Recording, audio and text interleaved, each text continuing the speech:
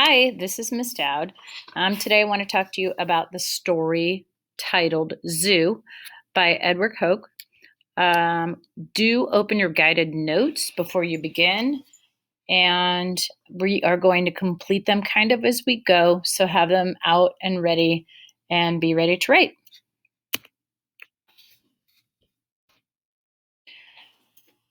Edward Hoke was born in 1930. He did pass away in 2008, so he is no longer with us. He's one of the most honored mystery writers of all time.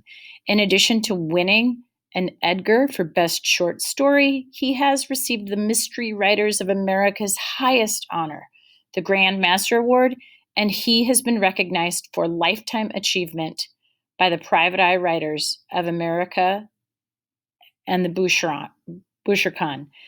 Ed Hoke is the only author who specializes in the mystery short story to receive such recognition.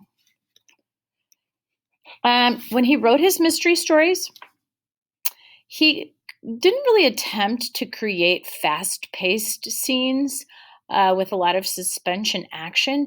Instead, he kind of tried to create some tension and make his readers guess what would happen next. Hope created stories that have unusual plot lines, and really he selected his clues pretty carefully to kind of foreshadow what was going to happen. He has published more than 450 stories, and a lot of them feature the same characters.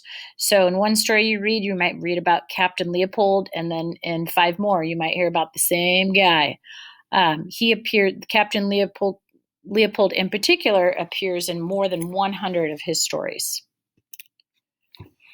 The exposition, the background of the story, people have studied wild animals. Again, this story is titled Zoo, so you know it has something probably to do with animals.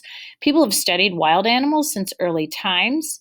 In fact, experts believe that the first zoos were developed as far back as 4,500 BC. Until modern times, animals in zoos lived mostly in cages. However, like we know with Henry Doorly's zoo, a lot of times they have natural habitats now, which is really great. And they're filled with native plants and other native animals. In this story, you're going to read about a zoo that is unlike any other. Our vocabulary words for this particular story are interplanetary, wonderment, awe, expense, babbled, and garments. And I want you to take kind of a minute to look at the images that are next to the words. And in your guided notes, I want you to write down what you think these words mean based on the images that are connected to them.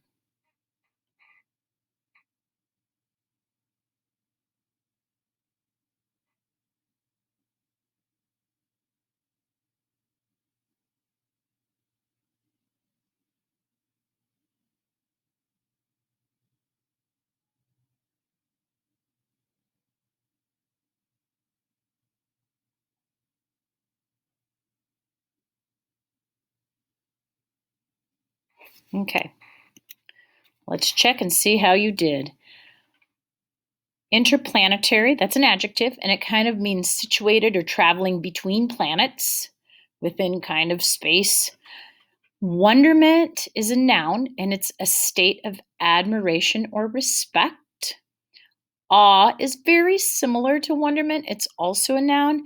It's a feeling of reverential respect mixed with fear or wonder. So wonderment is more kind of a respect, and awe is more kind of like a wow with respect. Expense is a noun. It is the cost required for something, the money spent on something. How much does something cost? To babble that's a verb. It means to talk rapidly and continuously in a foolish, excited, or incomprehensible way. A garment is an item of clothing, and that's a noun. What I want you to do now is click the tab in blue, or the link rather, that says Pear Deck Vocab, and have a little practice with the vocab. Once you finish with that, there are 2 pre-reading questions that I kind of want you to think about.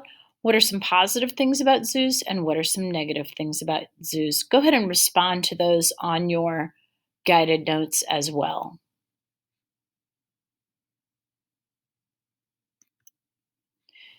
When you are all set to start reading the story, I do understand you probably are finishing up some of those other tasks, but when you're all set, here is a link to the story, and here's also the audio link to the story so you can listen to it as well. Happy reading. Hope you enjoy the story.